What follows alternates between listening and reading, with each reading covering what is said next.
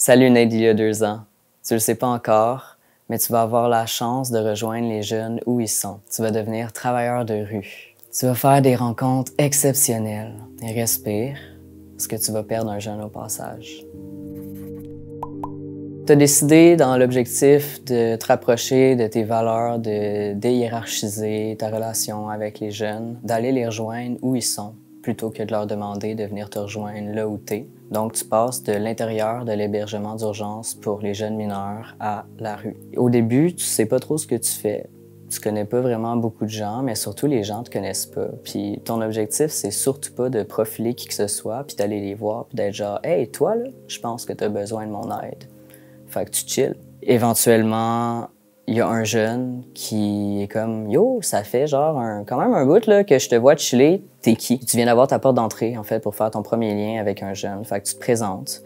Puis de là découle plein d'autres interactions que tu vas finir par avoir avec des jeunes qui connaissent ce jeune-là. D'un côté, tu crées ta communauté, tu t'enracines avec les gens, puis ça fait sens pour toi. Puis d'un autre, quand ton chiffre il est sur le bord de finir, puis que ce que tu t'en vas faire, c'est juste chiller chez vous, puis te reposer, puis qu'il y a un jeune qui vient te voir, puis qui te demande « Yo, j'aimerais vraiment ça aller chercher mes affaires chez mon chum, mais en même temps, j'ai full peur de lui parce qu'il a vraiment été violent la dernière fois. Tu voudrais-tu m'accompagner? » Mais tu as vraiment de la difficulté à faire sens que prioriser prendre soin de toi devrait aller au-dessus de la demande que le jeune te fait. Fait que finalement, tu te ramasses à te donner énormément, puis c'est difficile pour toi de t'arrêter puis de pas te surresponsabiliser pour les jeunes.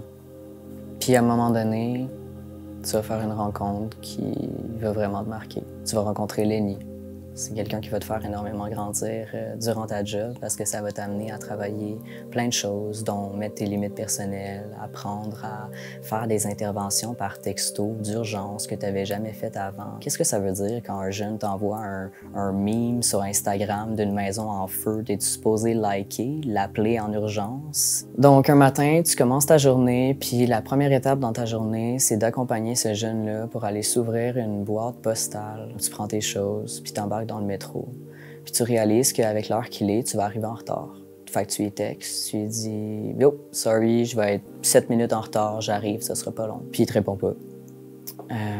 Tu te présentes à l'hébergement, mais t'as toujours pas répondu, fait que tu lui textes « M'as-tu oublié? » Puis il te répond pas non plus. C'est la première fois que ça lui arrive de pas te répondre. Donc tu comprends pas trop ce qui se passe. L'ex de Lenny, il te texte puis il te demande si tu as des nouvelles de lui. Tu lui réponds que pas vraiment, que tu attends de ses nouvelles toi aussi. Quelques minutes plus tard, il te texte puis il te dit que Lenny s'est enlevé la vie cette nuit. Tu sauras plus trop ce qui se passe. Les gens essayent de te parler, tu essaies d'être présent, mais tu comprends pas trop qu'est-ce que tu devrais faire, qu'est-ce que tu devrais dire, puis comment tu devrais te sentir à ce moment-là. En annonçant sa mort à ses amis, en annonçant sa mort aux intervenants qui étaient dans sa vie, tu vas te retrouver avec un constat qui est frappant. C'est à quel point il était aimé. C'est à quel point il est aimé. Puis tu vas te retrouver avec ce même constat-là pour toi aussi. Tu l'aimes, ce jeune-là. C'est pas quelque chose qui se nomme en intervention, mais c'est quelque chose qui se ressent. C'est la raison pour laquelle tu arrives à faire ta job. Puis c'est la raison pour laquelle le deuil va être aussi dur à faire aussi. Parce qu'il n'y a pas de contenant parfait pour déposer tout ce que tu ressens à ce moment-là, puis dans les mois qui vont s'en suivre aussi. Tu vas accompagner les jeunes aux funérailles. Tu vas accompagner les intervenants dans toutes les émotions qui peuvent sortir de cette nouvelle-là. Tu vas oublier pendant un moment que ta job en tant qu'être humain, c'est aussi de les vivre, tes émotions. Si je peux te donner un conseil, c'est de pas trop douter de toi, puis de te rappeler que ta job, tu le fais bien. Puis aimer les jeunes, tu le fais bien aussi. Quand tu vas douter de ça, rappelle-toi de toutes les soirées que tu as passées au téléphone avec lui ou à l'urgence avec lui. Rappelle-toi de toutes les façons dont il t'a remercié, avec un sourire, un emoji ou un dessin. Dans ton travail, même si tu dis jamais les mots « je t'aime », tu le dis de plein d'autres façons. Puis toutes les personnes avec qui tu interagisses, ben ils le ressentent.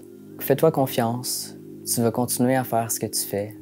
Tu vas même continuer à bien le faire. Puis éventuellement, tu vas te diriger vers un projet qui va donner sens à l'existence de ce jeune-là encore plus pour toi. Tu vas soutenir le développement d'un projet sur la prévention des violences sexuelles pour les jeunes queer, puis tu vas le faire chaque jour en pensant à lui.